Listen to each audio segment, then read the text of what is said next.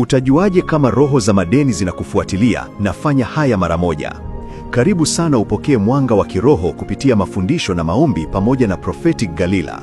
Kuna watu wanaishi katika mzunguko wa madeni bila kuelewa ni roho, si hali ya kawaida. Roho za madeni ni nguvu za giza zinazofunga mikono ya mtu kimaisha ili asijitengenezee utajiri, amani au uhuru wa kifedha. Huonekana kama bahati mbaya, lakini ni vifungo vya kiroho vinavyoweza kurithiwa kizazi hadi kizazi. Dalili zinazoonyesha roho za madeni zinakufuata. 1. Kila ukipata pesa, lazima kitu kikubwa kibaya kiharibu: ugonjwa, msiba, gari au deni jipya. 2. Una mikopo isiyoisha, hata unapolipa mingine inatokea. 3. Ndoto za kupewa pesa bandia, kuibiwa au kupoteza pochi. 4. Hakuna kazi au biashara inayodumu mikononi mwako. 5. Unahisi aibu, huzuni au hofu unapofikiri kuhusu fedha. 6. Unaishi kwa kuomba msaada kila mara, hakuna uhuru wa kifedha. 7. Kila unapotaka kutoa kwa Mungu, changamoto mpya inatokea. Sababu kwa nini roho za madeni zinapata nafasi. 1. Madhabahu za kifamilia, ukoo wako ulifanya maagano ya kifedha au ibada za kipepo. 2. Maamuzi mabaya ya kifedha, kutumia pesa vibaya kunatoa mlango wa kiroho. 3.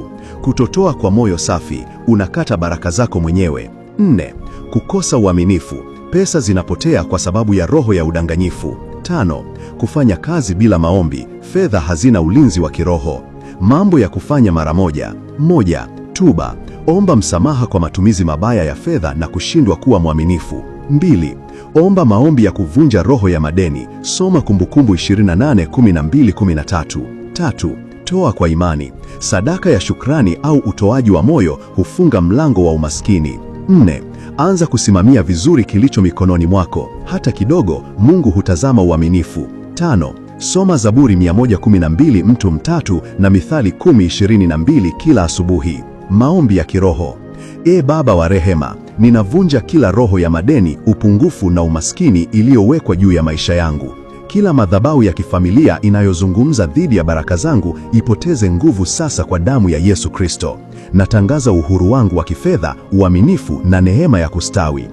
Mungu, nifungulie milango ya fursa mpya na unipe hekima ya kusimamia mali zako. Kwa jina la Yesu Kristo, amen.